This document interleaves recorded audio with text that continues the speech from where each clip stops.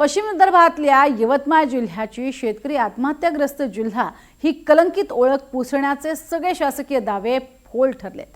चालू वर्षामध्ये म्हणजेच जानेवारी ते जुलै 2026 या 7 महिन्यात जिल्ह्यामध्ये तब्बल 142 शेतकऱ्यांनी वेगवेगळ्या कारणांमुळे आपली जीवनयात्रा संपवल्याची अतिशय धक्कादायक आणि चिंताजनक आकडेवारी समोर आली आहे।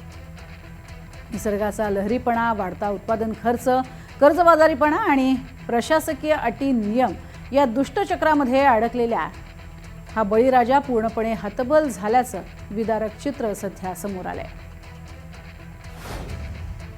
शेतकऱ्यांच्या संदर्भातच नव्हे तर अख्ख्या समाज व्यवस्थेच्या संदर्भात हे सरकार अत्यंत दगडाच्या अंतःकरणाचं आहे, पाषाण हृदय असं हे सरकार आहे आणि म्हणून कुठल्याही प्रकारची संवेदना नाही।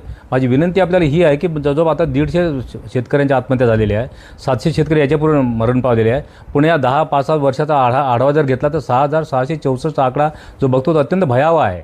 अशा स्थितीमध्ये या शेतकऱ्यांच्या प्रति कृतज्ञता बाळगून मानवतेच्या दृष्टिकोनातून विचार करून शेतकऱ्यांसाठी छानपैकी इरिगेशनच्या फॅसिलिटीज वाढवल्या पाहिजे, MSCBच्या सवलती त्यांना दिल्या पाहिजे, लवकर मीटर दिलं पाहिजे।